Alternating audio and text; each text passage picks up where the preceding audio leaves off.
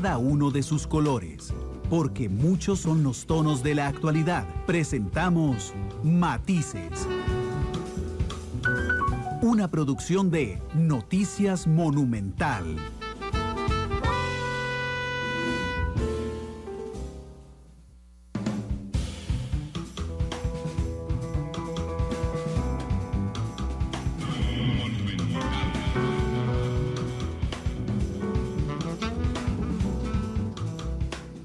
Con 4 minutos. Muchas gracias por estar con nosotros en este nuevo episodio de Matices y muchas gracias por supuesto por acompañarnos. Hoy me acompaña a mí el presidente de la Comisión Nacional de Emergencias, don Alexander Solís, porque Costa Rica enfrenta una situación realmente muy compleja, igual que el resto del mundo.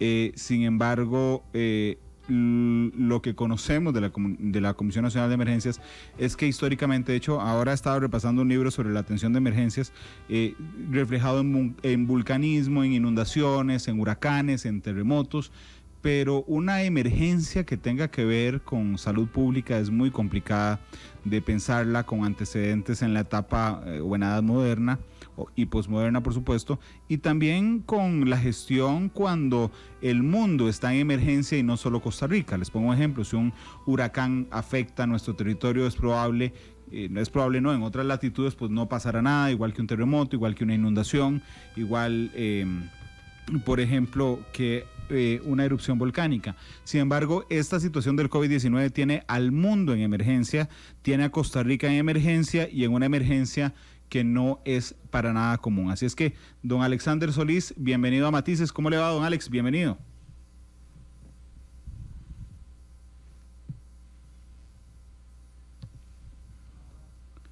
Don Alex tiene el micrófono muteado. Es que aquí lo estoy viendo. Ahí. ¿Cómo le va, don Alex? Bienvenido. ¿Qué tal? ¿Qué tal? Buenas tardes. Igualmente para usted. Bueno, usted lo ha comentado, ¿verdad? Efectivamente tenemos al mundo entero involucrado en una situación de emergencia y a los más grandes muy impactados por este COVID-19, una emergencia pues un tanto distinta, algo que pues nuestra generación y muchas generaciones antes de nosotros no habían vivido. Muchísimas gracias por el espacio y estamos a la orden. Gracias, don Alex. No dudo que el espíritu, digamos, y la misión y la visión de la Comisión Nacional de Emergencias esté enfocada en todo tipo de emergencias. Sin embargo, yo creo que es muy natural hablar de que como país, como institución, como personas, ni lo habíamos programado, ni tampoco, digamos, es algo muy fácil de proyectar. Y con la humildad del caso le pregunto si la Comisión Nacional de Emergencias, no me refiero a estar preparado desde el punto de vista de ponerlos en un cuestionamiento, sino de estar preparado desde el punto de vista de la experiencia y bien que mal de una situación inédita. ¿Esto se practica en la Comisión Nacional de Emergencias antes de que ocurriera la crisis del COVID?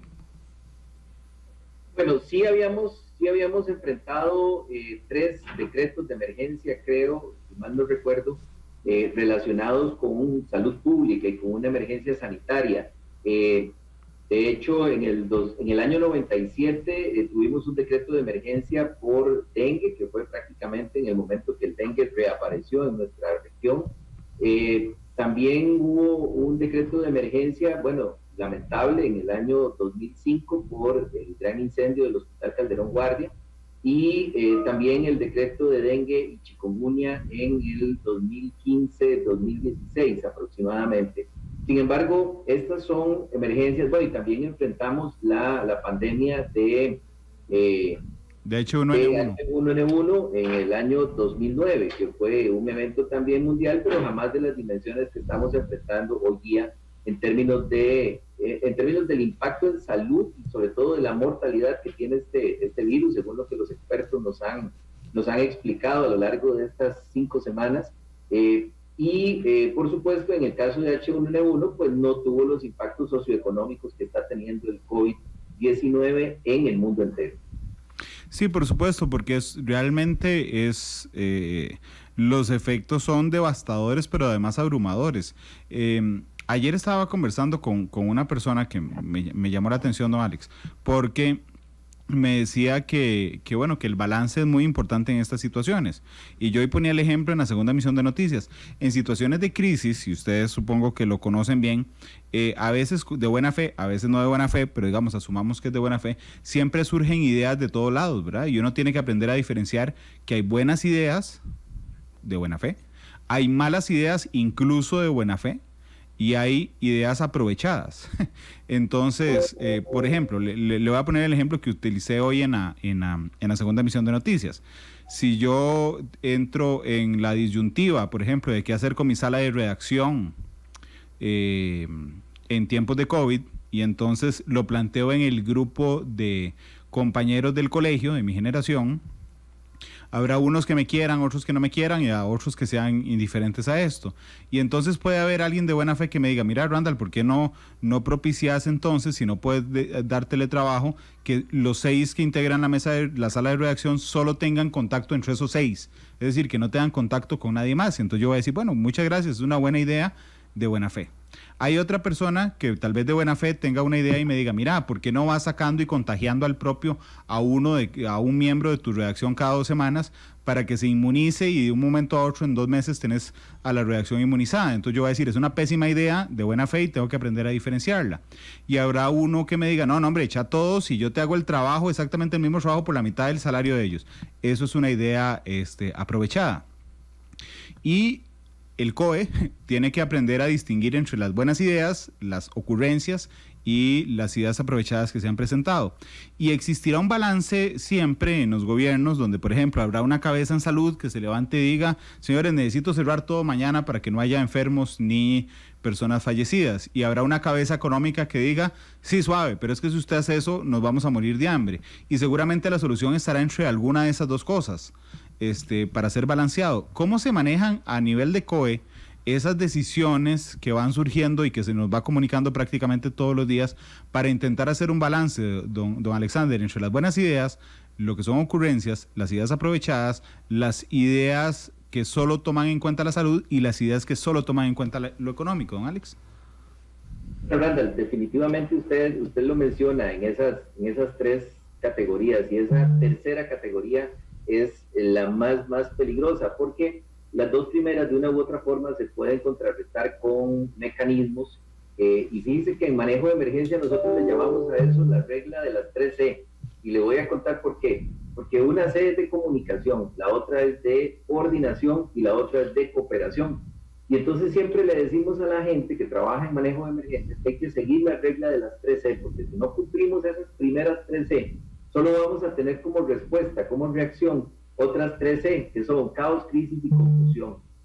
Por eso le llamamos así la regla de las 3C. Entonces, ese abordaje que usted menciona, justamente lo hacemos a partir de los mecanismos que estamos acostumbrados a utilizar para el manejo de una emergencia. Esta emergencia es totalmente diferente a cualquiera que hayamos enfrentado.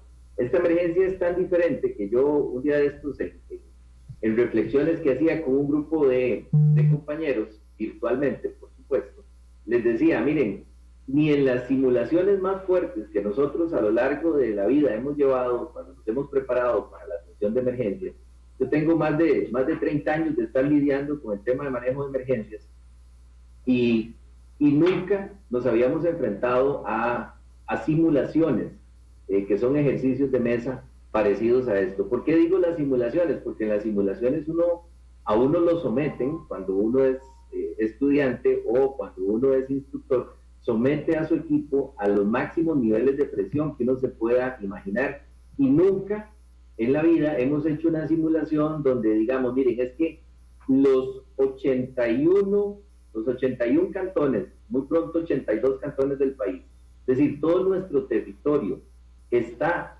en riesgo o está afectado. Y además de eso, tenemos 2 o más factores de riesgo circulando, y teóricamente uno siempre dice, hay riesgo primario, secundario y terciario. Aquí tenemos un riesgo, que es un factor biológico, se llama SARS-CoV-2, que es el virus que genera una enfermedad que se llama COVID-19, y que para poder contrarrestar, es decir, para poder protegernos de esa enfermedad, a diferencia de como hacemos en un huracán, que sacamos a la gente de los sitios de riesgo, y los llevamos a albergues o a casas de familiares para que no estén expuestos al riesgo, en este caso, para poder protegernos de ese efecto del virus, de esa amenaza, tenemos que decirle a la gente que se distancie, que se separe y que se quede en su casa. Y eso entonces nos genera un impacto muy fuerte en la economía. Y posteriormente vienen todos los impactos sociales derivados de eso.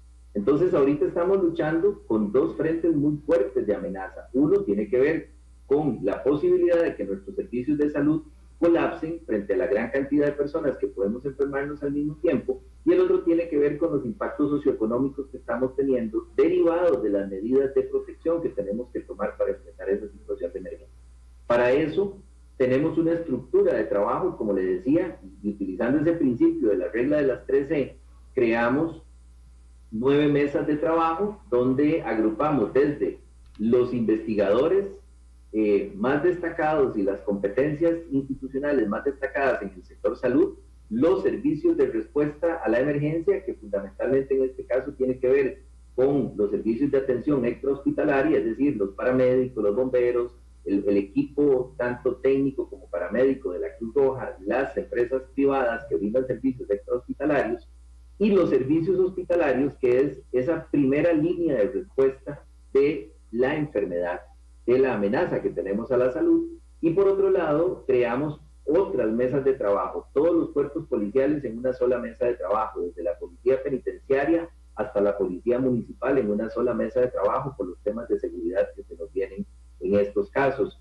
El sector de seguridad alimentaria, todo el sector agroalimentario en una mesa de trabajo, el sector municipal en una mesa de trabajo.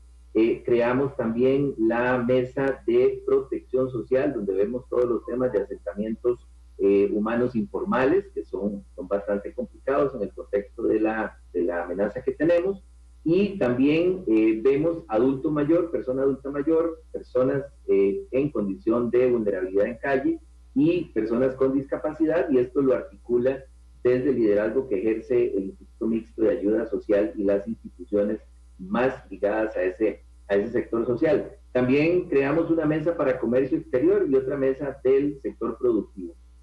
Así entonces, en esa medida es como desde el sector salud se emiten las directrices que tenemos que tomar, y las diferentes mesas y los diferentes jerarcas de las instituciones van balanceando. Por ejemplo, decimos, hay que cancelar concentraciones masivas. Entonces, ¿cómo vamos a manejar el aforo, el número de personas que van a poder estar? ¿Qué concentraciones son las que hay que cancelar? Esa fue la primera decisión importante que nosotros tomamos. Si no hubiésemos tomado esa decisión de cancelar los eventos masivos, y hay un evento en particular que lo cancelamos a 2 días, creo, de que se tuviese que desarrollar, 2, 3 días de que estaba programado el evento, y otro como a 1 semana. Si no hubiésemos cancelado esos eventos, que eran de 15,000, de 20,000 personas, hoy día, Randall, discúlpenme y se me para el pelo cuando lo digo, y seguramente a muchos de la mesa de trabajo también, hoy día estaríamos posiblemente con los servicios de salud totalmente colapsados, y estaríamos contando las personas fallecidas, yo optimistamente diría por decenas, pero cuidado y si no por centenas, porque la característica del virus justamente es su alta transmisibilidad, lo fácil que se transmite hacia las personas, y cuando tenemos 15,000, 20,000 personas concentradas en un sitio, todos juntos, cantando, bailando, disfrutando, pues tendríamos una situación realmente catastrófica. Entonces, esa dimensión de cómo balancear las medidas, y justamente también la condición que tiene nuestro país, donde pues somos más dados a la coordinación, al diálogo y al consenso, también nos ha permitido eso. Porque si nos hubiésemos ido al otro extremo, que es declarar lo que muchos decían, declaren cuarentena, tendríamos 5 semanas de estar encerrados en nuestras casas sin siquiera poder tener al país funcionando, como decimos, a media máquina, ¿verdad? Habríamos cerrado completamente todo y estaríamos hoy en una situación socioeconómica muchísimo más crítica, y posiblemente nuestros números andarían muy cerca de lo que andan hoy día, es decir, que el impacto en la contención del virus no habría sido amplio. ¿Y esto por qué? Bueno, porque hay diversas formas de enfrentar una situación de estas como las que usted planteó al inicio, ¿verdad? En ese desglose de sus ideas, muchas de estas formas vamos a ver, uno debería de respetar, aunque no compartir algunas de las formas. Yo creo que aquí lo importante es que nuestro país optó por un mecanismo moderado de ir implementando las medidas de protección, de contención, de mitigación, a la vez que vamos aumentando nuestra capacidad de respuesta del sistema de salud.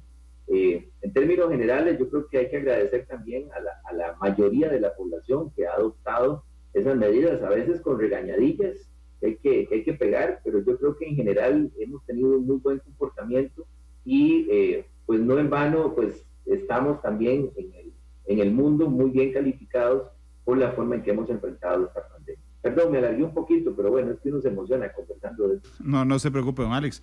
Yo también me emociono mucho en Matices. Además, yo le quería contar, cuando yo entré a la radio en agosto del 2004, estábamos en plena temporada de huracanes de ese año y declaramos en 2004 una alerta amarilla, no recuerdo por cuál fenómeno, y me tocó por primera vez en mi vida visitar la Comisión Nacional de Emergencias y entré a la sede del COE, del Centro de Operaciones de Emergencias, y realmente yo no conocía que era el COE, y le voy a decir, me quedé fascinado de ver a todas las instituciones sentadas manejando una emergencia. Eso fue hace un buen rato, hace 16 años. ¿Cómo es el COE hoy? ¿Qué es el COE? Porque uno llama a los jerarcas en la mañana y les dice, hola ministro, ¿me puede hablar de tal cosa? Y me dice, estoy en el COE. Hola ministra, ¿me puede decir? Estoy en el COE. Y entonces, ¿qué es el COE?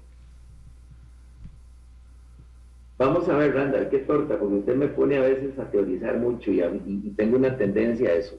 Hombre, pero por dicha tenemos buen tiempo, Alex. Gracias. Por definición, un centro de operaciones de emergencia es una instancia de coordinación, un mecanismo de coordinación. En el pasado, algunas definiciones decían que era una instalación física, donde todas las instituciones, todos los actores se conjuntan para coordinar las operaciones de emergencia. Hoy día, yo así lo he llamado desde hace algunos años, para mí el COE es un concepto de operación que nos permite unirnos en todos los niveles de la sociedad para poder manejar una situación de emergencia. Sí, en algunos casos, como por ejemplo en el 2004, usted experimentó ese funcionamiento operativo del Centro de Operaciones de Emergencia. Lo que le puedo decir es que en el COVID-19 el Centro de Operaciones de Emergencia funciona muy distinto, porque lo que tenemos es una sala de reuniones pequeña y muchas mesas de trabajo funcionando bajo modalidad virtual. Desde la tercera reunión del Centro de Operaciones de Emergencia, tomamos la decisión de separar en mesas de trabajo. Entonces tenemos un nivel, bueno, vamos a ver, aquí me voy a volver un poquito. Porque es que cuando usted llama a los ministros, le dicen estoy en el COE. Porque un centro de operaciones de emergencia tiene diferentes grupos de trabajo, espacios de trabajo y también niveles de intervención. Entonces hay un nivel que llamamos un nivel de operaciones, un nivel de información y un nivel de decisiones. Y sobre esos tres componentes, más el componente logístico, digamos que son las 4 patas del banco que podemos llamar COE. Entonces hoy día lo que tenemos es un centro logístico que funciona en una iglesia que está en Atillo, que se llama Iglesia Casa de Dios, y menciono el nombre porque es parte de la ayuda que nos han dado. Nos dieron un espacio de trabajo por aproximadamente 6 meses, y entonces ahí montamos un centro de acopio de mayor capacidad que nuestras bodegas, que de por sí ya estaban llenas con los insumos que usualmente disponemos para atender una emergencia. Y además de eso, instalamos ahí un grupo de trabajo de ese concepto operacional del COE, que es el grupo de logística. Tenemos un grupo de gestión de información que lo tenemos en una sala acá pequeña, pero ahí hay 2 personas por cuestión de distanciamiento social, y el resto están algunos desde sus casas porque pueden hacer teletrabajo o porque tienen factores de riesgo que nos imposibilitan tenerlos físicamente en las instalaciones, u otros también trabajando desde sus puestos de trabajo habituales, y todo en una plataforma. Nosotros hemos optado por una de las tantas plataformas. Ustedes usan una, nosotros estamos usando otra, y con eso enlazamos también a las mesas de trabajo. Y estas mesas de trabajo, que es el área operativa del COE, aquí le describí logística, información, y voy con la operativa.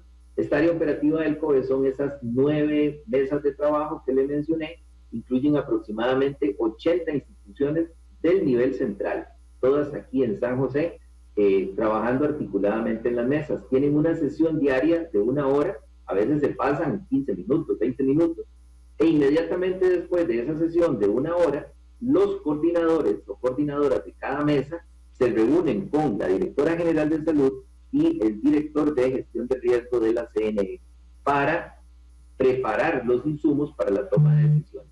Una vez que termina esa reunión, tenemos, y a veces en paralelo más bien, tenemos una sesión normalmente entre 9 y 11 de la mañana, 8:30 y 10 de la mañana, con el presidente, el ministro de salud, el ministro de seguridad, el canciller, algunos asesores del despacho del presidente, este servidor en forma permanente, y dependiendo de los temas de agenda, pues eventualmente algún ministro o grupo de ministros o presidentes ejecutivos son convocados a esa sesión para ver temas específicos. Pero todos los días tenemos esa sesión, y eso ha sido así desde el día 1, no voy a decir que desde el día 0, porque en el día 0 Daniel Salas y yo fuimos los que asumimos el control y la coordinación, y a partir del día 1, pues el presidente ha venido ampliando o reduciendo la estructura de coordinación dependiendo de cómo la emergencia evoluciona.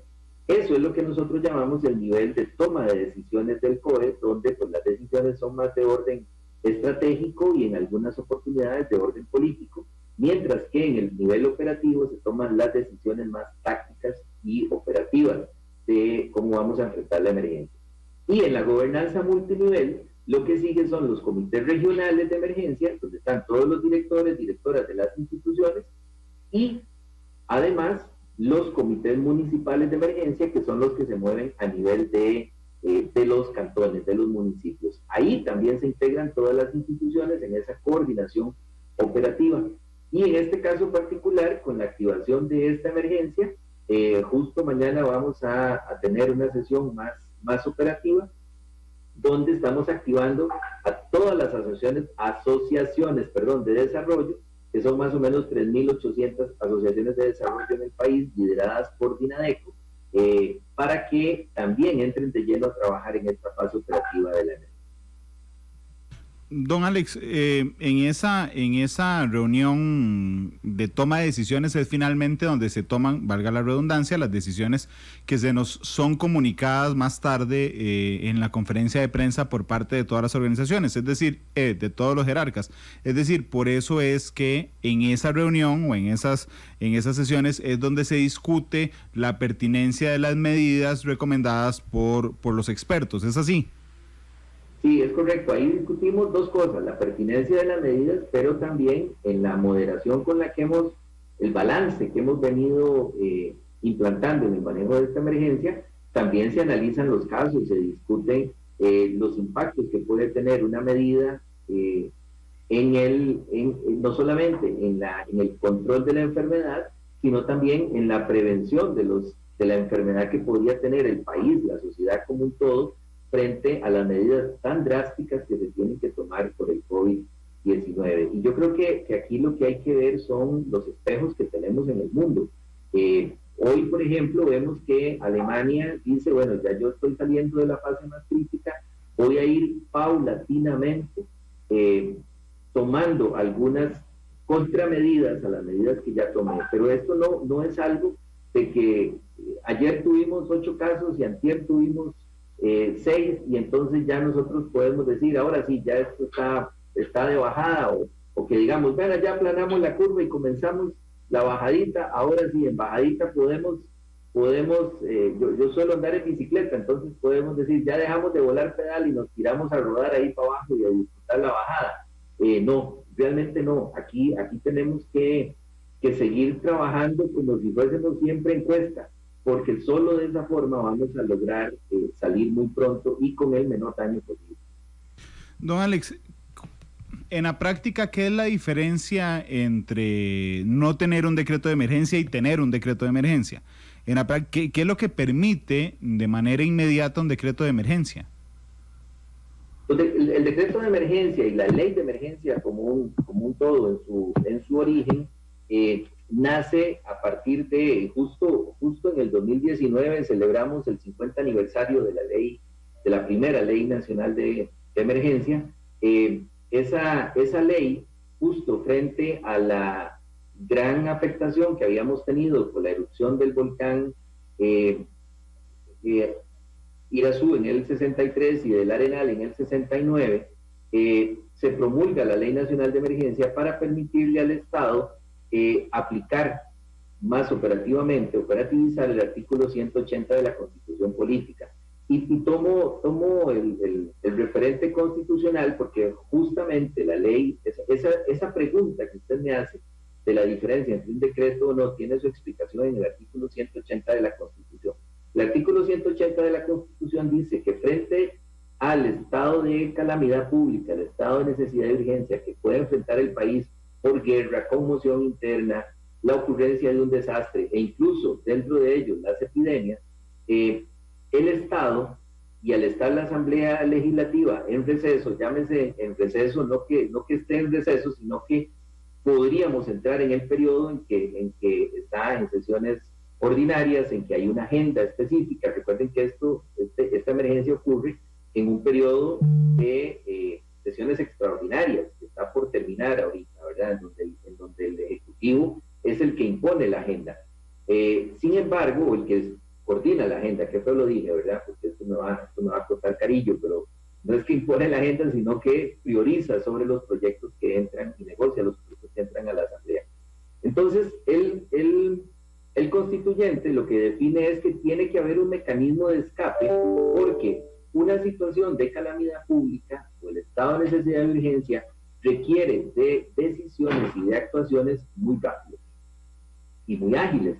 Entonces, se crea este artículo como un mecanismo que le permita al Ejecutivo poder enfrentar ágilmente con la flexibilidad presupuestaria necesaria la situación de emergencia, con la salvedad de que todas las cuentas se tienen que rendir a posteriori, es decir, que los controles por la situación de emergencia son a posteriori.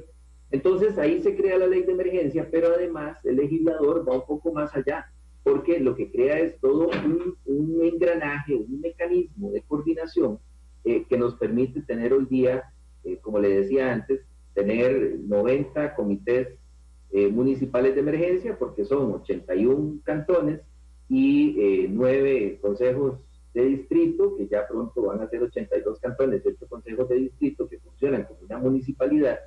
Y a partir de ahí, desde el 2006, con las modificaciones que ha enfrentado la Ley Nacional de Emergencia, pues tenemos una plataforma muchísimo más robusta con los alcaldes municipales liderando en sus territorios como gobierno local y las instituciones debidamente articuladas. Nosotros tenemos una organización para emergencias que lleva ya 30 años de estar operando. Justamente hace en 4 o 5 días, ya estoy perdido en la fecha de hoy, pero en 4 o 5 días vamos a cumplir 30 años del Sismo de Limón, y ahí se terminó de consolidar toda esta estructura de comités locales y municipales de emergencia. Tenemos un registro, le decía, de 90 comités municipales de emergencia y más o menos unos 400 comités comunales que están conformados a nivel de distrito o a nivel de barrio. Esto es parte de lo que la ley considera. La ley además define, incluso volviéndome a lo que conversamos hace un rato, la ley es la que dice que es el centro de operaciones de emergencia y cómo se constituye, pero además establece el mecanismo de excepción que permite manejar una situación de emergencia en 3 fases a partir de la declaratoria. Una primera fase que llamamos de primer impacto, que es donde podemos hacer todos los operativos de asistencia humanitaria para salvaguardar la vida, ganar acceso a las poblaciones, facilitar los procesos de atención inmediata que nos permitan reducir el impacto primario de la emergencia. Una segunda fase, que es la que llamamos de rehabilitación, donde está orientada a reponer, a restablecer la capacidad de los servicios básicos que necesita el país o la comunidad impactada. Y una tercera fase, que es la de reconstrucción, que esa fase opera a partir de un mecanismo, de una normativa específica y un plan que se llama Plan General de Manejo de la Emergencia. Eso lo que nos permite es que frente al decreto de emergencia se flexibilicen, por eso expliqué lo del artículo 180 constitucional, se flexibilicen los presupuestos que están establecidos y el Ejecutivo pueda inyectar los recursos al Fondo Nacional de Emergencia para que se ejecuten de acuerdo con el Plan General de Manejo de la Emergencia y con un proceso de fiscalización que debe establecer la Comisión Nacional de Emergencia mediante su auditoría interna y mediante una unidad que se denomina la Unidad de Procesos de Reconstrucción, donde están los fiscalizadores de proyectos, más la auditoría externa permanente del Fondo de Emergencia y la supervisión o el seguimiento que hace la Contraloría General de la República.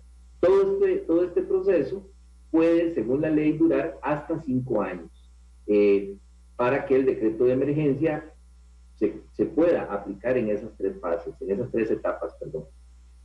Ok, esta emergencia nos plantea efectivamente situaciones inéditas y grupos de vulnerabilidad, pero si nos salimos de lo de salud estrictamente y nos metemos al tema económico, hay vulnerabilidad de un montón de hogares que se han quedado de manera directa afectados por COVID y afectados por COVID en cuanto al suministro de sus alimentos y otros también afectados, los comerciantes y los agricultores, por ejemplo, afectados en sus ingresos también. Por esto desarrollaron un programa que se llama Con Vos Podemos, que fue anunciado esta semana, don Alex, que a mí realmente me ha llamado mucho la atención, pero que tiene que ver con donaciones que terminan en manos de la Comisión Nacional de Emergencias, que se convierten en kits de canasta básica y equipos de limpieza para miles de familias en el territorio nacional, pero intentando hacer un mix entre comprarle esos aditamentos de canasta básica y de limpieza a agricultores y comerciantes locales para ayudar a los afectados locales de esa situación y lograr encadenar, digamos, ambas poblaciones con la ayuda del Estado. Si se me fue algo por alto, me lo agrega, don Alex, pero en términos generales, Con Vos Podemos es así, ¿verdad? Sí, Randall, no, lo único que podría decir yo que se le fue, pero me parece que seguro forma parte de otra pregunta que usted me va a hacer, es el tipo de población que queremos cubrir, pero en resumen, eso que usted planteó es el mecanismo operativo de Con Vos Podemos. Con Vos Podemos lo que nos permitió fue ordenar una gran cantidad de solicitudes que teníamos. Fíjense que nosotros hasta el momento, en el link que habilitamos hace una semana, nos han llegado más de 500 solicitudes de diverso tipo de donación. De esas, más o menos unas 250 aproximadamente implican donaciones, es decir, gente que solidariamente dice yo quiero dar sin recibir. Otras de esas implican alquiler, venta fundamentalmente, y algunas otras más bien eran solicitudes, ¿verdad? Que nos hacían ahí. De pronto alguien dijo, bueno, ahí se puede ofrecer ayuda, pero también debe poder pedirse.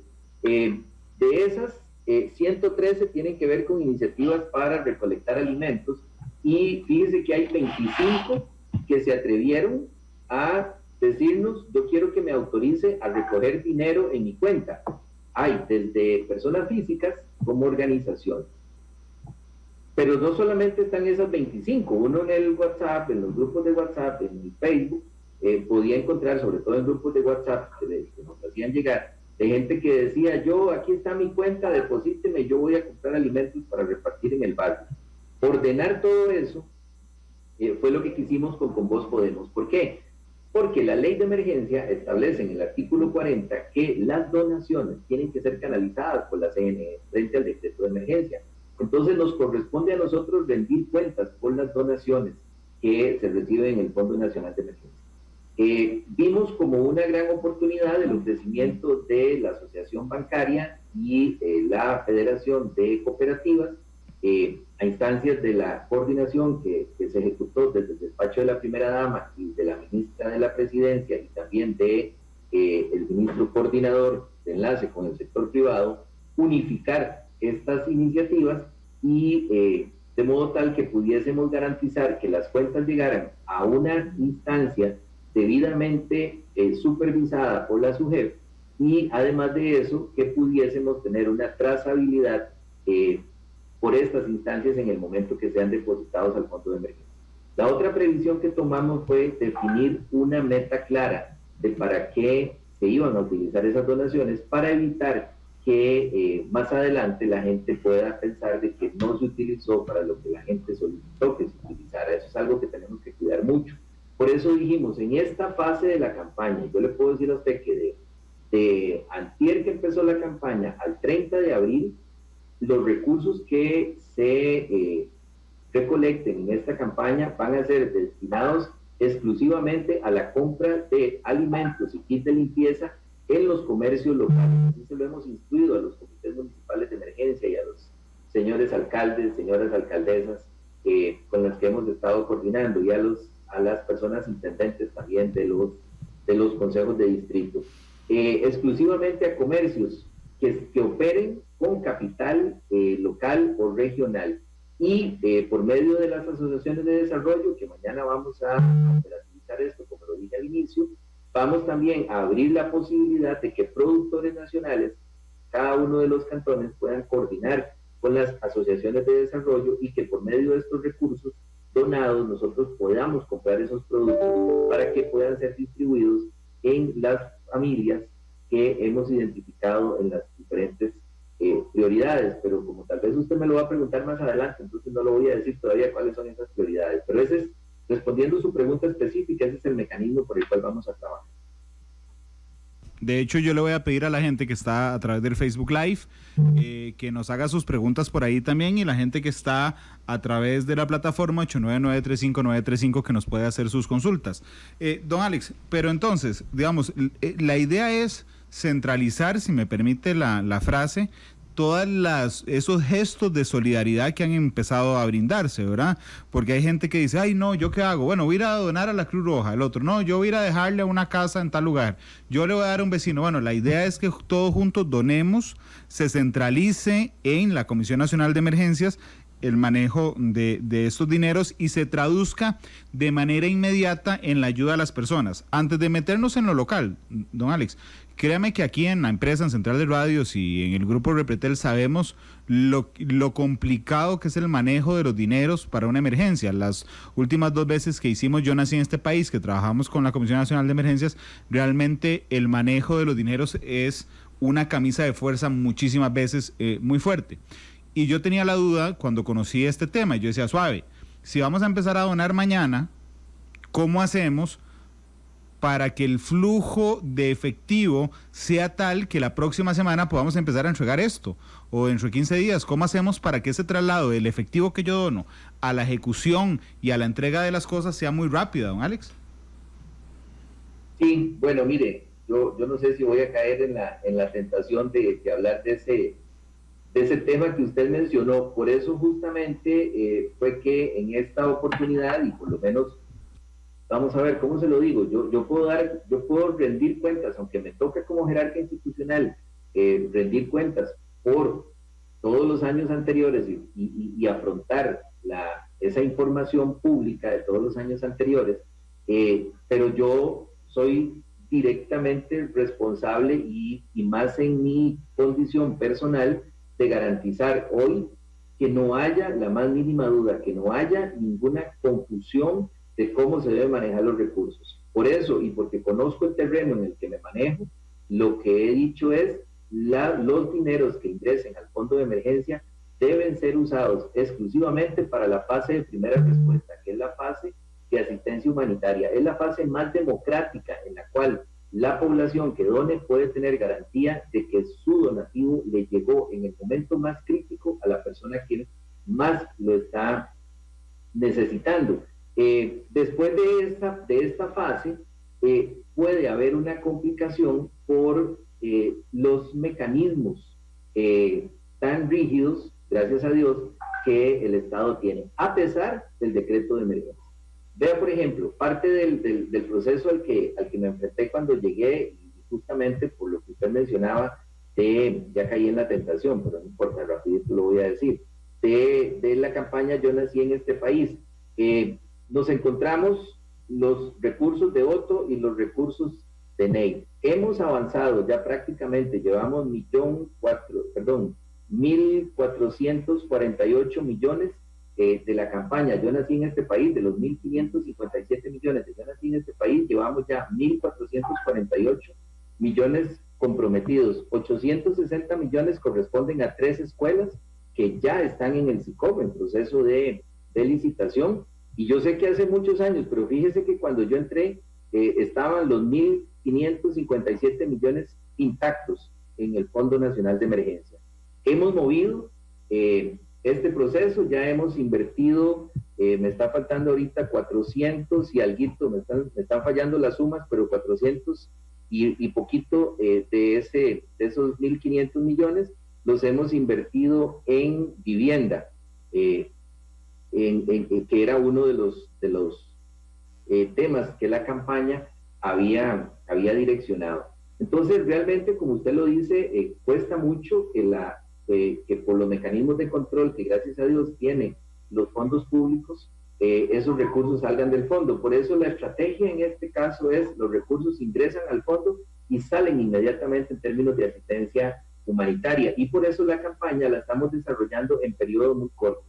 ¿Qué podría pasar después del 30? Si todavía hay personas que quieren seguir ayudando, van a haber personas que todavía van a necesitar más. No vamos a lograr cubrir todo de aquí al 30 de abril, pero ahí abriremos un nuevo espacio. Cerraremos este primer bloque, auditaremos los recursos que ingresaron, daremos cuentas a la ciudadanía que donó, de cómo se distribuyó, y podremos avanzar. Por ejemplo, si usted me pregunta hoy día, ¿qué estamos tramitando? ¿Dónde estarían yendo las primeras ayudas que ya están en las cuentas? Yo no sé ahorita cuánto hay, ya tendremos un corte en su momento, pero nosotros en este momento ya tenemos créditos locales, en comercio local, autorizados en Avangares, en Buenos Aires, en Carrillo, en Cóbano, Corredores, Guásimo, Hancha, Liberia, Matina, Nandayure, Santa Cruz, Upala, Turrialba, Quepos, Pérez Celedón,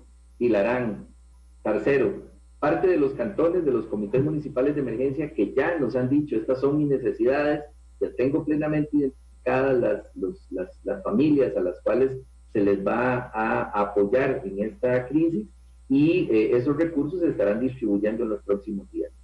Tenemos además ya identificadas 5,000 familias, de los cuales al lunes estaremos terminando la distribución con más o menos 3.721 raciones de alimentos y artículos de higiene que estamos derivando hacia los territorios indígenas en todo el país. Hoy justamente, por ejemplo, se coordinaba con el Cantón de Mora y también ayer con el Cantón de Talamanca la entrega de suministros para sus poblaciones indígenas. Entonces, Randall, más o menos así es como hemos previsto esto. Yo sé que de pronto la gente tiene dudas, pero también yo tengo toda la disposición de rendir cuentas y de responder todo lo que me pregunten. Vamos a ver si lo logro.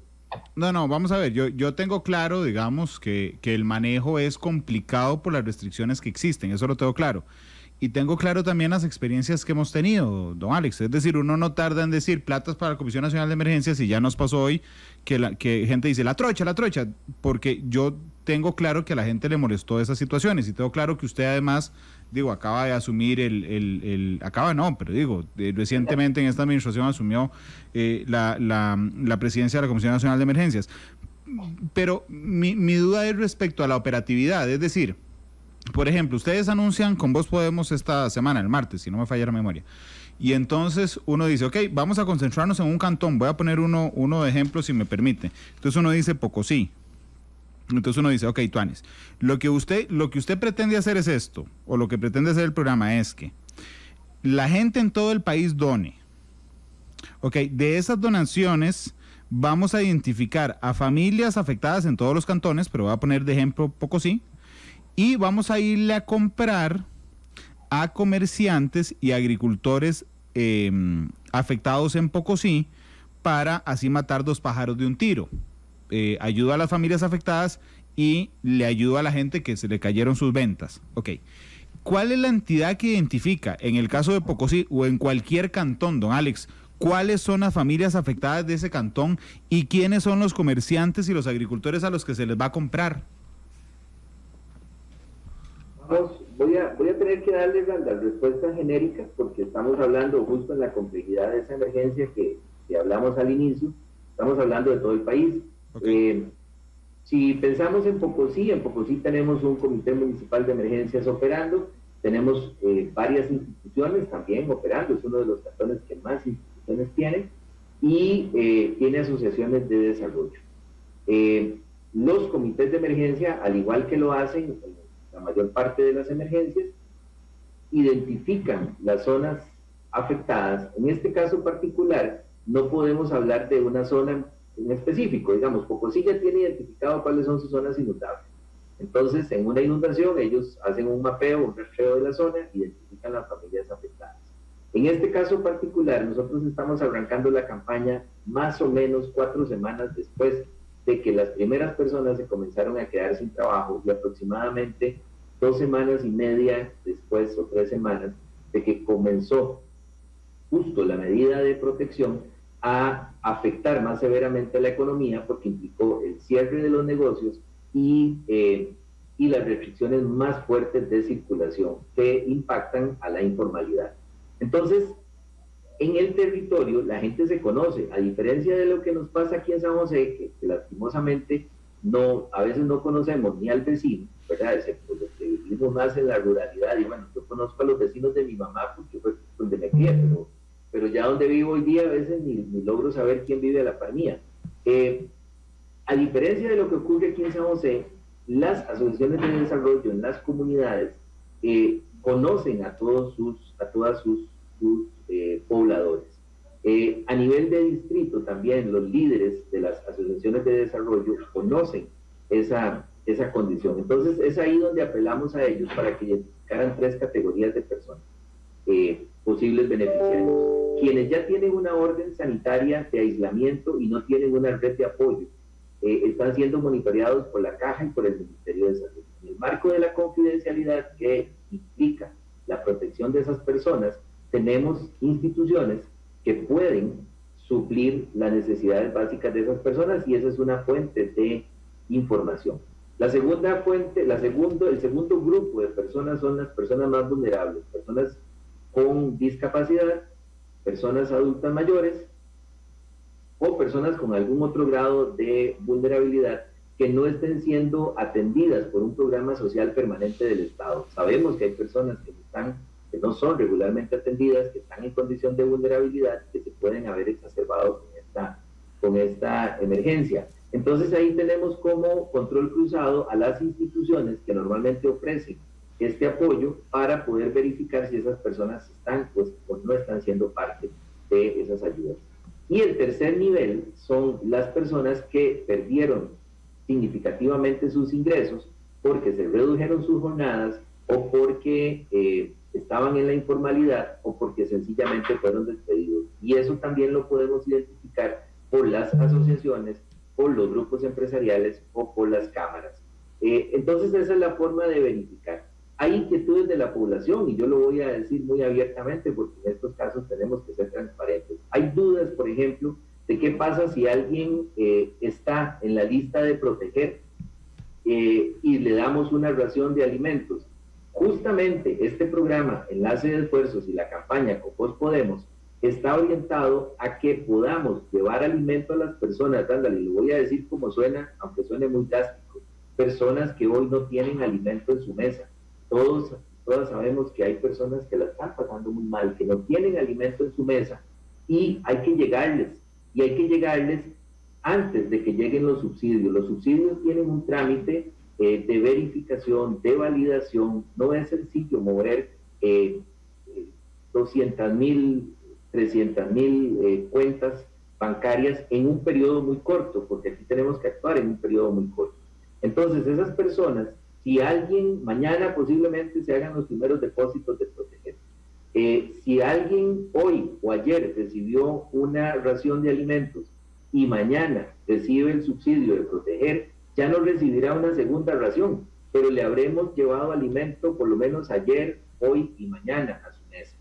Si alguien está en la lista y va a recibir dentro de una semana, habremos logrado darle un espacio de alimento. Y aquí hago el llamado para todas las personas, vivillos o vivillas, que estén pretendiendo decir, bueno, yo voy a ir ahí para que me den un diario. Primero, no hay que ir, porque las organizaciones locales los están identificando y además se ha previsto una logística con aproximadamente 1.300 vehículos de las instituciones del Estado que han puesto al servicio de los comités de emergencia para llevar la asistencia a los hogares y que la gente no tenga que salir.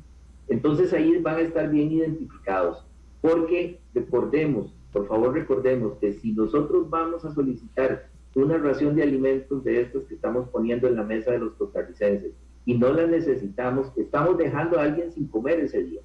No es un tema de si mañana le va a llegar, es que hoy lo dejamos sin comer, hoy dejamos a una familia sin comer porque sencillamente pusimos la mano para recibir algo que no necesitamos. Entonces, solidaridad no solamente es dar, sino también es entender que si yo pido algo que no necesito, voy a dejar a otra persona carente de esa necesidad básica. Y eso no solamente es solidaridad, sino también responsabilidad. Sí, por supuesto. De hecho, le voy a contar un día de estos mi hijo menor está en escuela pública y un día de estos hicieron la repartición de las comidas en esa escuela pública. Y entonces alguien me dijo después, Randall, ¿no fue a recoger eso? Y entonces le dije, no, es que dichosamente en este instante no lo necesito urgentemente.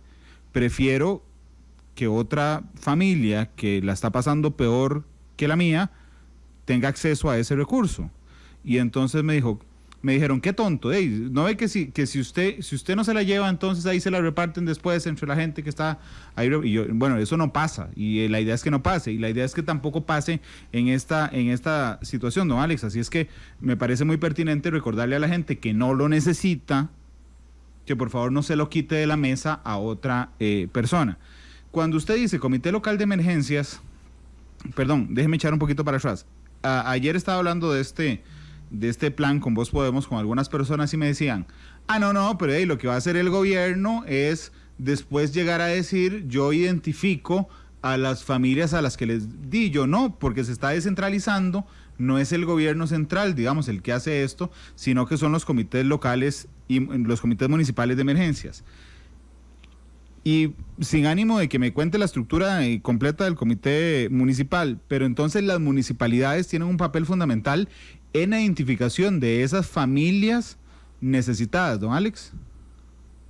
Sí, lo que hemos solicitado al Comité Municipal de Emergencia, que es liderado por el alcalde o vicealcalde, alcaldesa o vicealcaldesa, de acuerdo con la ley, pero al que se integran todas las instituciones que tienen representación en el cantón, es que conformen dos equipos de trabajo. Un primer equipo de trabajo lo hemos denominado de información. Ese es el equipo que tiene la responsabilidad de articular la red de apoyo local para recopilar los datos de las familias afectadas. Ahí está el Ministerio de Salud, la Caja, el IMAS, el MEP y la municipalidad.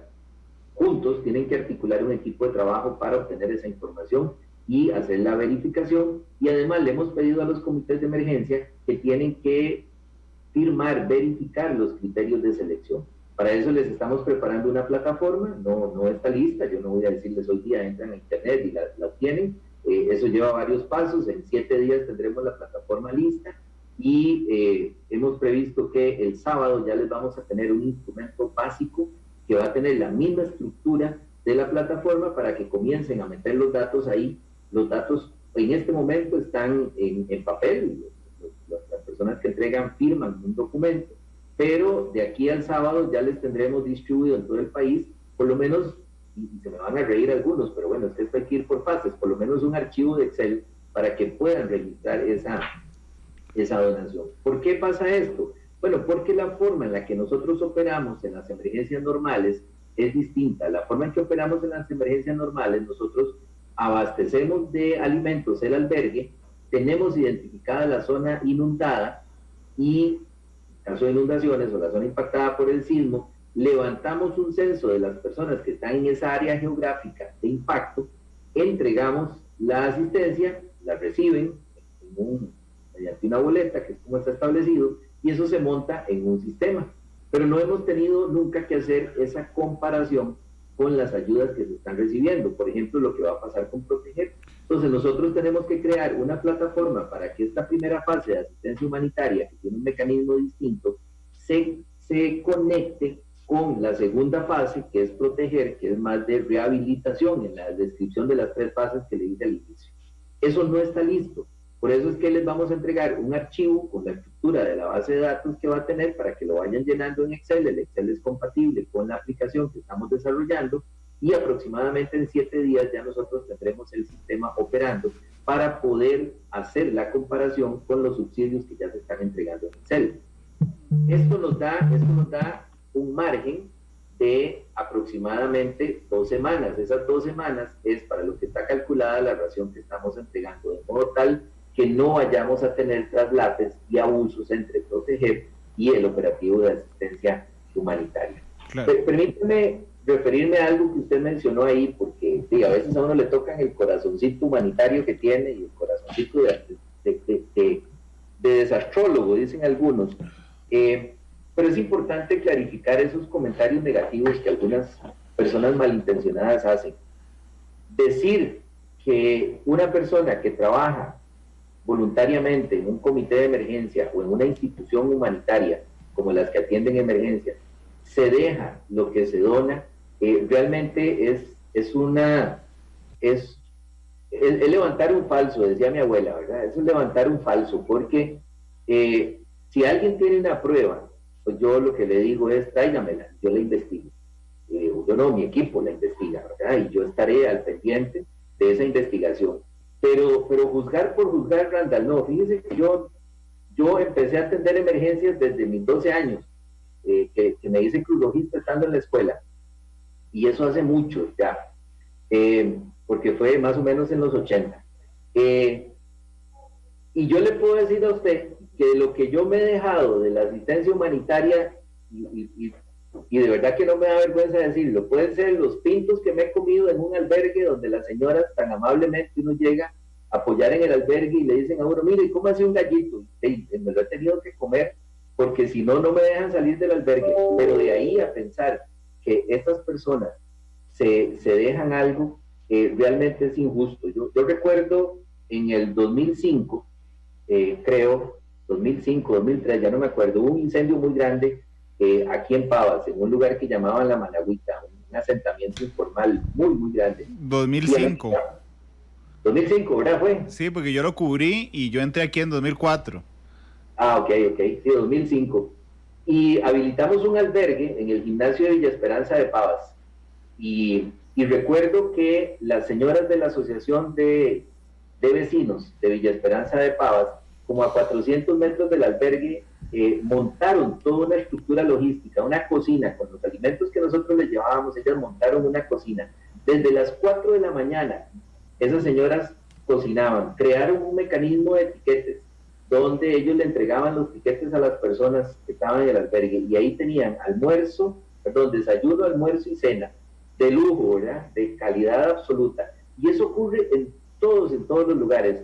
La gente de Tortuguero hace una semana aproximadamente nos dijo, vean, háganos llegar alimentos y nosotros aquí nos encargamos de prepararlos para que los adultos mayores de las barras de Tortuguero puedan comer, porque no están teniendo comida en este momento. Y esas muestras de solidaridad son así en todo el país. Por eso es que pues yo me tomo el tiempo para hacer esta aclaración, porque si uno tiene dudas de algo y va a juzgar, yo diría que es mejor buscar la prueba, y yo pues asumo el compromiso. Si a mí me dicen, mire, fulanito de tal se llevó diarios para la casa y los tiene guardados ahí de los que ustedes entregaron, nosotros vamos hasta con la policía y sacamos los diarios ahí. Ya en algunos momentos, en emergencias, y recuerdo una experiencia de una compañera de acá, en el 2002, en medio de unas elecciones municipales en una zona de nuestro país afectada por una inundación, allanó una bodega. y allanó la bodega y le dijo a la persona que estaba administrando la bodega, mire, estos diarios son de la comisión de emergencia, salieron de la bodega de la comisión de emergencia y no llegaron a las comunidades, así que aquí vengo, se los decomiso y se devuelven a la comisión a donde tenían que estar, porque si algo tenemos con los equipos de trabajo nuestros es mística y responsabilidad. Don Alex, respecto a la gente a la que se le compra, no, perdón, porque entró una duda por Facebook que me pareció genial. Solo que hay tantas dudas que se me perdió la persona que lo hizo. Si una persona dona 10,000 colones, ¿cuánto es el gasto administrativo? Es decir, ¿cuánto de esos 10,000 colones llega a los necesitados? ¿O tenemos un costo administrativo sumado a todo el proceso, don Alex? No, los costos administrativos del proceso los absorben las instituciones. Es decir, yo tengo un presupuesto ordinario con el que opero, y frente a la situación de emergencia, nuestra gente tiene que reconvertir sus procesos al trabajo ordinario. La ley autoriza a la Comisión de Emergencia a utilizar un 3% del Fondo Nacional de Emergencia disponible en cada decreto de emergencia para la administración misma del fondo. No obstante, en este caso particular, las donaciones como tal se regresan íntegramente. No me lo está preguntando, pero por ejemplo, en el caso de la campaña de la que hablamos ahora, nosotros llevamos 1.448 millones aproximadamente de los 1.557 que están depositados en el fondo, ya entre ejecutados y comprometidos. Pero nos faltan, creo que de ese monto, si mal no recuerdo, nos están faltando como 10 viviendas aproximadamente todavía de asignar dentro del sistema financiero de la vivienda, y nos está faltando una escuela y 3 salones comunales. Todo eso nos va a costar más o menos unos 800 millones de colones más que salen del fondo de emergencia. Es decir, no llegamos en esa campaña a decir, llegamos a los 1.557 y ahora ya no más. ¿Por qué? Porque nosotros asumimos, bueno, yo no estaba, pero mi antecesor asumió un compromiso con quienes participaron en la campaña, y hay un plan de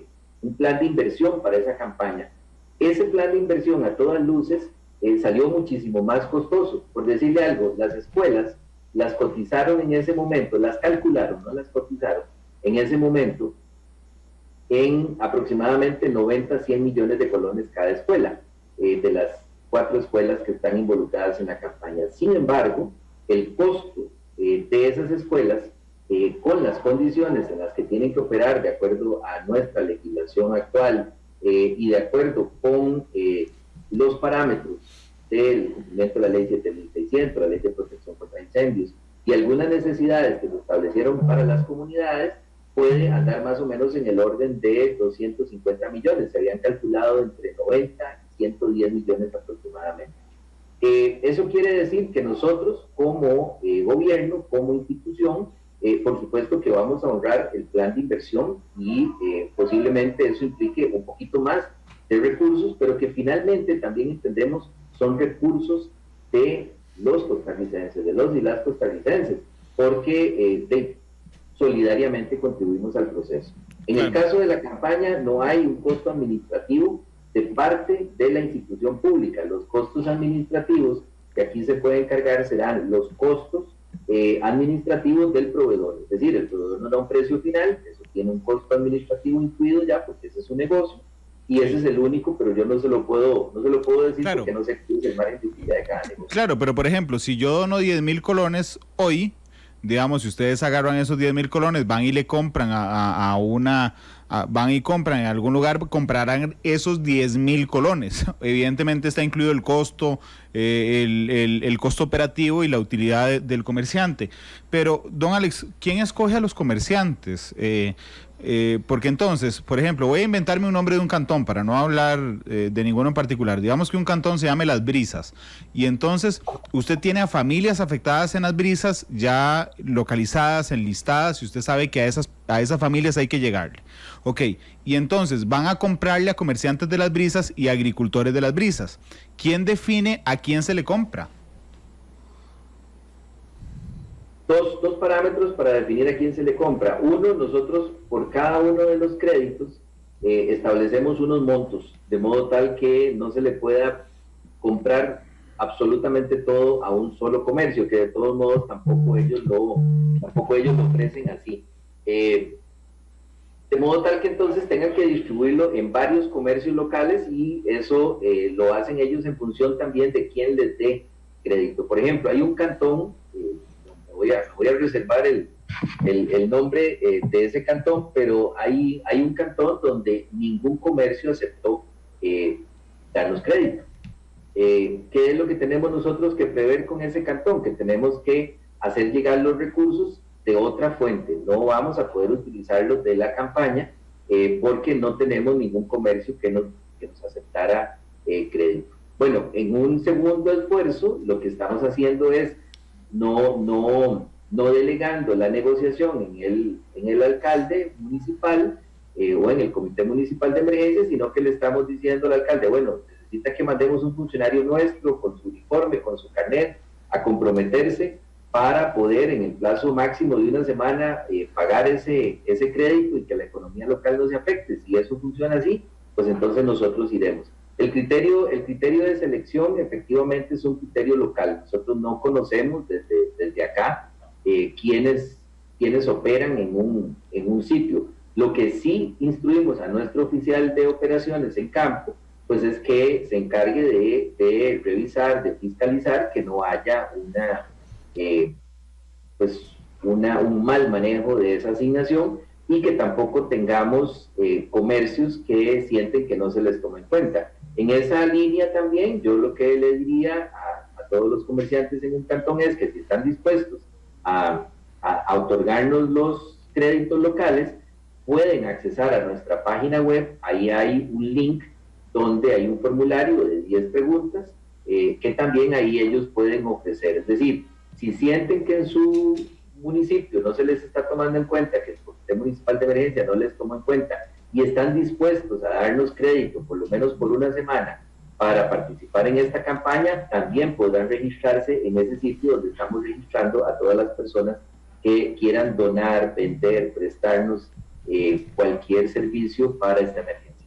Ok, don Alex, dos preguntas respecto a esto. Una, y con todo respeto, ¿por qué no puede darme el nombre del cantón donde ningún comercio quiso participar? Bueno, lo dije por una cuestión de que no se vaya a malinterpretar la zona. No tengo ninguna restricción para eso. Lo que pasa es que me parece irrespetuoso para las autoridades de ese cantón, pues comentar algo que desde el punto de vista operativo no tiene ningún impacto para el cantón. Es decisión de cada comerciante, claro, otorgar crédito o no. De la misma forma, hay cantones donde 2 o 3 comerciantes dicen, no, yo no voy a dar crédito. Y vea qué complicado, y la razón por la que no le doy el nombre es porque en algunos de los casos, en este sitio, los argumentos que nos han dado es que los comerciantes no tienen el capital suficiente como para darle crédito a una institución de gobierno que ellos presumen que no les va a pagar pronto. Por eso es que también le hemos ofrecido la posibilidad de que un funcionario nuestro vaya y haga la negociación directamente, portando nuestro uniforme y la oficialidad de nuestra institución, para que las instituciones, y en este caso las municipalidades, pues no se vean como un intermediario. Puede ser que alguien les diga, bueno, mire, garantíceme que la Comisión de Emergencia me va a pagar en una semana, y ese funcionario público no le puede garantizar eso al comerciante, y el comerciante dice, no, entonces no le doy crédito. Claro, don Alex, esa es la única razón. Pero permítame entender esto, porque es que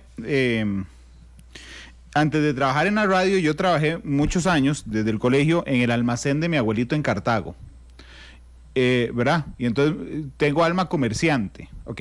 Si en un momento en el que mis ventas han caído 25%, 50%, llega la comisión de emergencias y me dice, vea, Randall, necesitamos comprar, no todo, bueno, aquí va una pregunta operativa, ¿es todo el paquete? Así, deme este paquete completo, o yo le puedo comprar el desinfectante a un comerciante, la salsa de tomate a otro comerciante, la sal a otro comerciante, el arroz a otro comerciante.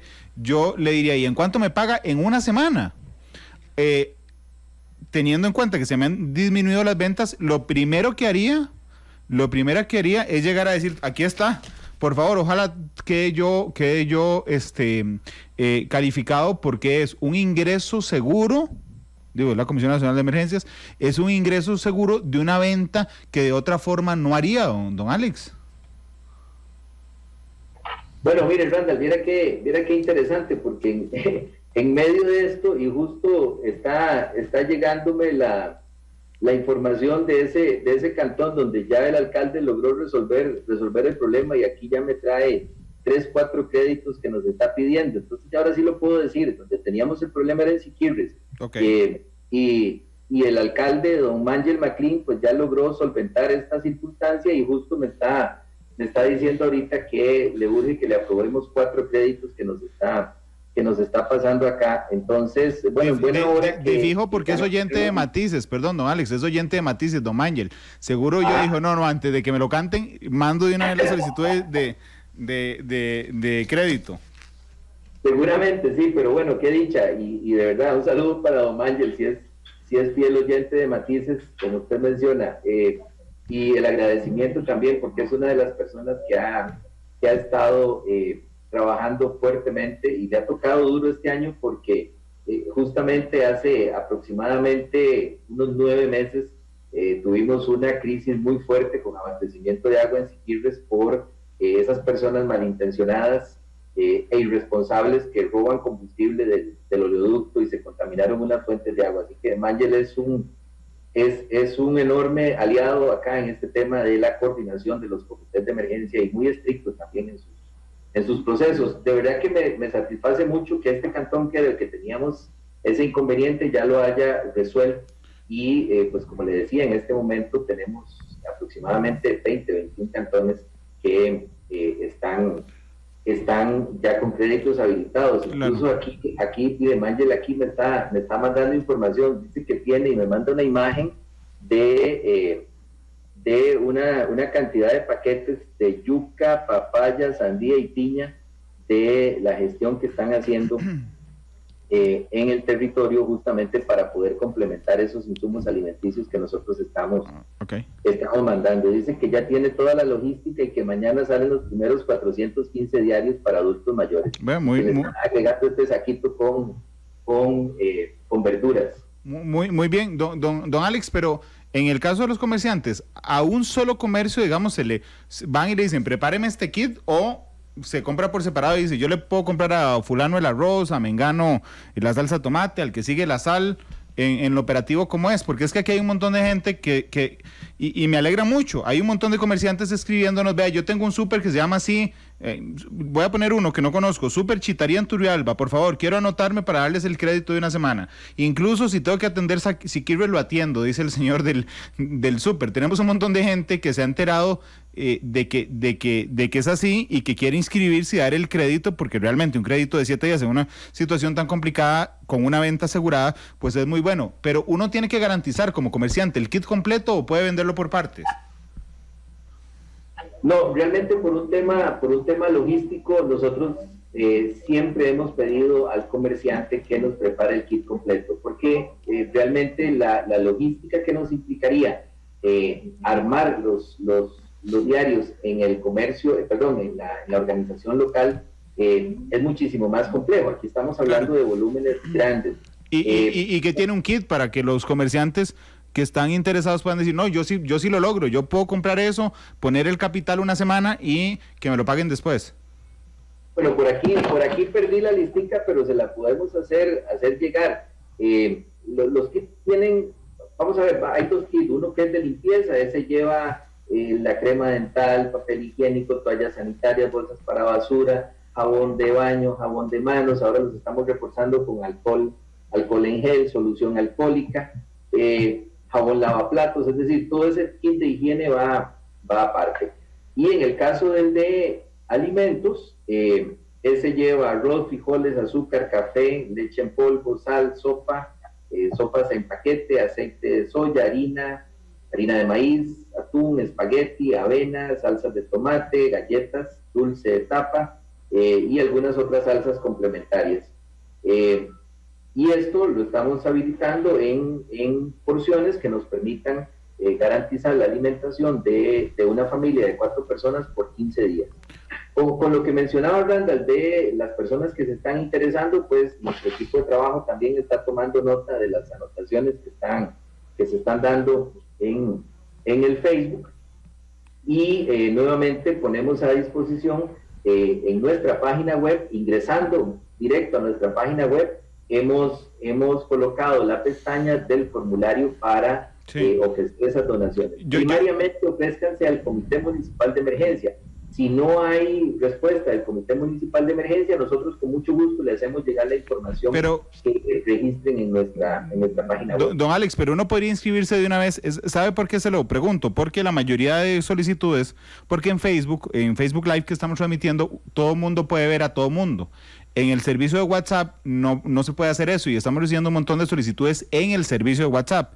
Entonces, la gente puede meterse. Bueno, aquí está, formulario, ¿cuál es?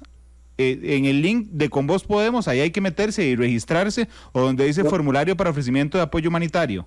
Ese es formulario para ofrecimiento de apoyo humanitario. Ok, entonces uno se mete a cne.go.cr, viene un formulario que tiene preguntas muy sencillas, dice nombre del proveedor, tipo de insumo o suministro ofrecido, modalidad de adquisición, si es una donación, un préstamo, una venta, por supuesto, si usted quiere vender es una venta, si su respuesta, vamos a ver, nombre del contacto, teléfono fijo, correo electrónico, detalle del ofrecimiento. Ok, si yo tengo un comercio hoy y digo, ok, perfecto, yo puedo dar los kits completos, ya lo que leyó don Alex lo tengo, pero solo puedo dar 100 porque es lo que me permite lo que me permite endeudarme a mí para darle crédito a usted, puede ser 100. Sí, correcto.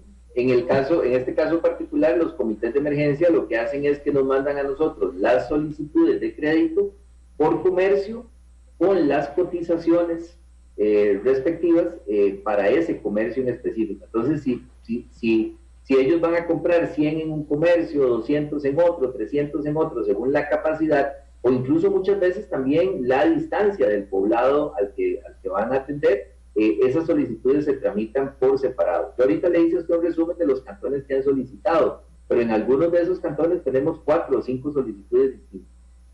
Ok, y don Alex, la otra pregunta que nos escribían aquí en WhatsApp desde Bethel, en Connecticut, es Carlos Jiménez, dice, yo estoy fuera del país, ¿cómo puedo ayudar desde aquí? Bueno, se pueden hacer donaciones desde las páginas electrónicas de los bancos, ¿verdad? Sí, bueno, esa es una buena pregunta en términos del acceso a la cuenta, porque las personas tendrían que tener una cuenta. Yo creo que eso es algo que vamos a verificar. Yo no tengo la respuesta en este momento para donaciones desde el extranjero, pero lo vamos a verificar y lo vamos a comunicar tanto por medio de nuestras redes sociales, nuestra página web, como las del despacho de la primera dama y la presidencia de la República, porque sí, Randall, no tengo el detalle en este momento, claro, para una cuenta internacional. Ok, no, pero está bien, pero se me ocurre una cosa, don Alex, porque Carlos Jiménez, que está en Connecticut, Carlos, hagamos una cosa, vea, usted le deposita a alguien de su confianza, por ejemplo, a su mamá, a su papá, a su sobrino, y le dice que a través de la plataforma Colby done lo que usted le acaba de depositar, y porque a uno le llega después en el recibo telefónico y ahí la hacemos de un solo golpe. Don Alex, permítame ir a una pausa comercial, porque no hice ninguna. Permítame ir a la pausa comercial. Vaya pensando la canción, porque siempre el invitado a Matices tiene que escoger una canción para cerrar. Así es que en el corte comercial piensa la canción. Son las 3:22, vamos a la pausa y ya regresamos.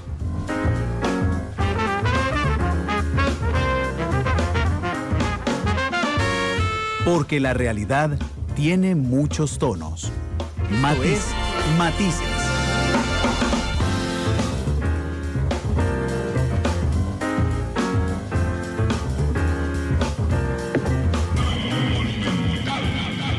3:28, la radio de Costa Rica. Don Alex, un minuto de despedida. No sé si quiere hacer una invitación a que la gente participe del proyecto Con Vos Podemos. Bueno, en un minuto trataré. Yo creo que definitivamente nosotros tenemos que entender que esta pandemia llegó para cambiar las cosas. realmente como país estamos unidos, estamos saliendo, pero estamos entrando en una fase donde la solidaridad, donde ese carácter humanitario se convierte en la pieza fundamental. Tenemos que unirnos todos y todas, porque de lo contrario no podremos salir adelante. Recordemos que hay muchísimas personas que han perdido su empleo, hay muchísimas personas que la están pasando mal, y entonces aquí la solidaridad y la responsabilidad tienen que ser nuestros principales estandartes. Solidaridad porque tenemos que estar unidos, porque tenemos que apoyar a nuestros vecinos, a nuestras familias, a las personas que conocemos tanto como a las que no conocemos y que la pueden estar pasando muy mal. Responsabilidad porque tenemos que entender que si no estamos siendo impactados en este momento, no tenemos que abusar de las asistencias que el gobierno, por un lado, pero también una gran cadena de personas, una gran cantidad de apoyo humanitario está poniendo a la disposición de los más afectados. Entonces tenemos que ser muy responsables en esto y de verdad que tenemos que seguir trabajando juntos y juntas en esto. Tenemos que cumplir las medidas de distanciamiento social, de aislamiento social, y tenemos que unirnos en un enlace de esfuerzos muy, muy fuerte para salir juntos de esta y entender que pronto va a pasar, pronto vamos a tener la posibilidad de volver a compartir, tal vez con restricciones, pero sí es muy importante y sobre todo no perder la esperanza. Don Alex, escogió la canción de cierre. Bueno, ¿cómo cuesta, verdad? Esa es la pregunta más difícil del programa. Pero bueno, yo creo que aquí lo que hay que tener es esperanza, estar muy unidos y tener esperanza para salir. Entonces yo creo que mi canción es Color Esperanza de Diego Torres. Don Alex, muchas gracias por habernos acompañado, que le vaya muy bien. Muchísimas gracias, Randall, y muchísimas gracias a todas las personas que han estado siguiendo el programa y que han estado dando sus buenas vibras, y también a los que nos jalan las orejas, muchísimas gracias, porque eso nos hace crecer y enfocarnos muchísimo mejor en esos pequeños detalles. Todos son necesarios, indudablemente, don Alex. Muchas gracias. Feliz tarde. Diego Torres despide Matices con Color y Esperanza. Hasta luego.